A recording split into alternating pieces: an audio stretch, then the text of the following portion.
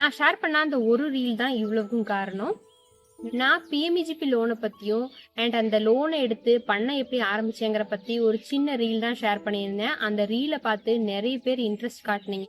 So நீங்க காட்டின இவ்வளோ இன்ட்ரெஸ்ட்னால தான் இப்போ 10-15 ரீல்ஸும் லாங் வீடியோஸும் பண்ணிட்டு இருக்கேன். நான் வந்து லாஸ்ட் வீடியோல பேசிக்கான பிஎம்இஜிபி ப்ரொசீஜர்ஸும் ப்ராசஸும் ஷேர் பண்ணியிருந்தேன். பார்க்காதவங்க கண்டிப்பா செக் பண்ணி பாருங்க. அண்ட் யாருக்கெல்லாம் ஏதாவது லோன் எடுத்து ஒரு பிஸ்னஸ் சொந்தமாக ஸ்டார்ட் பண்ணணும்னு நினைக்கிறீங்களோ அவங்களுக்கு இந்த வீடியோ கண்டிப்பாக யூஸ்ஃபுல்லாக இருக்கும். ஸோ இந்த லோன் நான் எப்படி எடுத்தேங்கிறத இன்னைக்கு வீடியோவில் நான் ஷேர் பண்ண போகிறேன். நாங்கள் லோன் எடுக்கிறதுக்காக அட்டப்பாடிக்கு போனதுக்கப்புறமா ஃபஸ்ட்டு இண்டஸ்ட்ரீஸ் எக்ஸ்டென்ஷன் ஆஃபீஸர் தான் பார்த்தோம். அவர் வந்து கால் பண்ணி சொன்ன உடனே நேராக வீட்டுக்கே வந்திருந்தாரு. வந்து ஃபேமிலியெல்லாம் பார்த்து பேசிட்டு அண்ட் எதனால் லோன் எடுக்கிறீங்க, என்ன பிஸ்னஸ் ஸ்டார்ட் பண்ண போகிறீங்கன்னு கேட்டாங்க.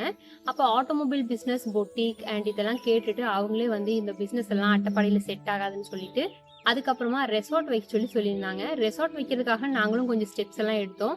பட் ரெசார்ட்ல நம்மளுக்கு இவ்வளவு அனுபவமும் கிடையாது, அதுக்கான கரெக்டான லேண்டும் கிடைக்காம இருந்தது.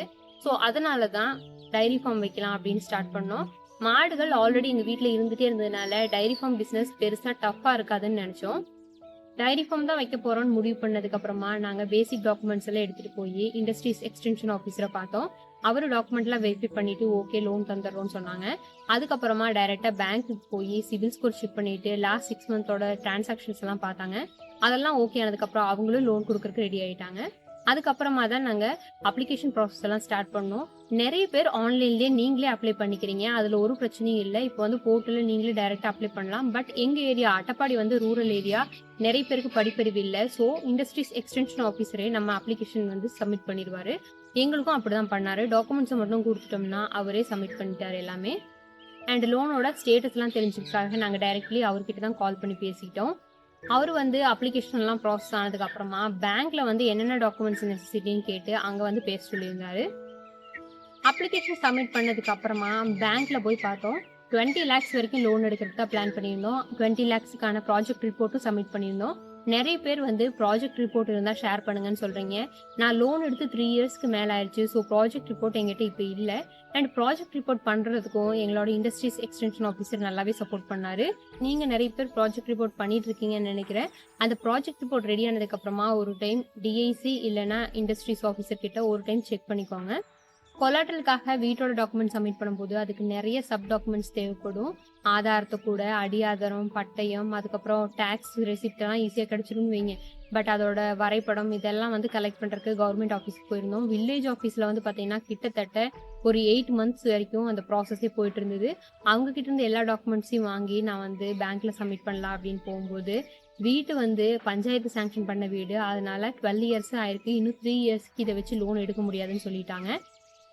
இந்த லோனுக்காக 8 மாசத்தை வீணாக்கிடுமே அப்படின்னு சொல்லி நான் சங்கடப்பட்டு லோன் எடுக்கிறது கைவிடாம மறுபடியும் பேங்க்குக்கு போய் அம்மாவோட இடத்தோட டாக்குமெண்ட் தான் சப்மிட் பண்ணேன். 20 லட்ச ரூபா லோனுக்காக கொலாட்ரல் சப்மிட் பண்ண போறீங்கன்னா அந்த கொலாட்ரல் டாக்குமெண்ட் அட்லீஸ்ட் ஒரு 50 lakhsக்காக ஒர்த் இருக்கணும் அப்படின்னு வந்து பேங்க்ல எதிர்பார்ப்பாங்க. கொலாட்ரலுக்காக அம்மாவோட இடத்து டாக்குமெண்ட்டை சப்மிட் பண்ணதுக்கு அப்புறமா அதுலயும் நிறைய சப் டாக்குமெண்ட்ஸ் எல்லாம் சப்மிட் பண்ண சொல்லியிருந்தாங்க. அந்த டாக்குமெண்ட்ஸ் எல்லாம் வெரிஃபை பண்ணிட்டு அதுலயும் கொஞ்சம் டாக்குமெண்ட்ஸ் எல்லாம் கம்மி இருக்கு, அதெல்லாம் கலெக்ட் பண்ண சொல்லியிருந்தாங்க. அதை கலெக்ட் பண்றதுக்காக போன பார்த்து மறுபடியும் டைம் ரொம்ப ஆயிடுச்சு. நியர்லி 1 year நான் பேங்க்குக்கும் வில்லேஜ் ஆஃபீஸ்க்குமே அலைஞ்சிருக்கேன். நான் அலையிறத பார்த்துட்டு பேங்க் மேனேஜரே என்னை கூப்பிட்டு ஆர்பிஐ ரூல்ஸ் படி 20 லட்ச ரூபா வரைக்கும் லோன் எடுக்கிறதுக்கு கொலாட்ரல் இல்லாம எம்எஸ்சி ஸ்கீம்ல வந்து லோன் கொடுக்குறோம் அப்படின்னு சொல்லியிருந்தாங்க. இதுக்கு வந்து ஆனுவல் சார்ஜஸ் வந்து அப்ளிகபிள் ஆகும். 20 லட்ச ரூபா லோன் எடுக்கிறீங்கன்னா 50,000 ரூபா இயர்லி வந்து பே பண்ண வேண்டி வரும் அப்படின்னு சொல்லியிருந்தாங்க. ஓகே பரவாயில்ல அப்படின்னு ஒரு சந்தோஷமா இருந்தாலும் இவ்வளோ நாள் இதை வந்து பேங்க் மேனேஜர் எங்கிட்ட சொல்லலையே அப்படிங்கிற கோவம் எனக்கு இருந்தது. அதுக்கப்புறமா ஃபைனல் சைன் பண்ணுறதுக்காக பேங்க்குக்கு போனதுக்கு அப்புறம் தான் சொன்னாங்க லீஸுக்கான அமௌண்ட் வந்து இந்த லோனில் இன்க்ளூட் பண்ண மாட்டாங்கன்னு. ஸோ லீஸுக்காக 4 லட்ச ரூபா நான் வந்து ப்ராஜெக்ட் ரிப்போர்ட்டில் ஆட் பண்ணியிருந்தேன். அந்த 4 லட்ச ரூபா எலிமினேட் பண்ணிட்டு தான் 16 lakh லோன் எனக்கு கொடுத்தாங்க. நெக்ஸ்ட்டு ஷெட் கன்ஸ்ட்ரக்ஷனுக்காக 3.5 lakhs வந்து நான் ப்ராஜெக்ட் ரிப்போர்ட்டில் இன்க்ளூட் பண்ணியிருந்தேன். அந்த 3.5 lakhs என்னோட அக்கௌண்ட்டுக்கு வந்த உடனே அதை வச்சு நம்ம கன்ஸ்ட்ரக்ஷன் வந்து ஸ்டார்ட் பண்ணிட்டோம். 3.5 lakhsக்கு உண்டான கன்ஸ்ட்ரக்ஷன் வேலை எல்லாமே நடந்தது. கன்ஸ்ட்ரக்ஷன் முடிஞ்சதுக்கு அப்புறமா பேங்க்ல இன்ஃபார்ம் பண்ணோம். அதுக்கப்புறம் மாடு வாங்குறதுக்காக எவ்வளோ ப்ராஜெக்ட்ல இன்க்ளூட் பண்ணமோ அதை வந்து பண்ணை உரிமையாளருக்கும் அண்ட் மிஷின்ஸ் எல்லாம் எங்கே வாங்குறோமோ மிஷினோட அமௌண்ட்டை அவங்களுக்கு அனுப்பிட்டாங்க. அங்கேருந்து மாடுகளையும் மிஷின்கள் எல்லாம் பர்ச்சேஸ் பண்ணிட்டு வந்திருக்கேன். மாடுகள் எல்லாம் வாங்கிட்டு வந்து மாடுகளை நம்ம பண்ணையில் கொண்டு போகும்போது அவ்வளோ சந்தோஷமா இருந்தது. பண்ணை ஓப்பனிங் அப்போ ஒரு பேனர் கட்டணும். பேனரில் வந்து பிஎம்இஜிபி லோன் மூலமாக தான் நீங்கள் வந்து இந்த பண்ணை ஆரம்பிச்சிருக்கீங்கன்னெலாம் மென்ஷன் பண்ணி ஓப்பனிங் செரிமனி பண்ணோம். ஓப்பனிங் அப்போ நாங்கள் இண்டஸ்ட்ரீஸ் ஆஃபீஸரையும் பேங்க்ல இருந்து மேனேஜர் எல்லாம் இன்வைட் பண்ணியிருந்தோம்.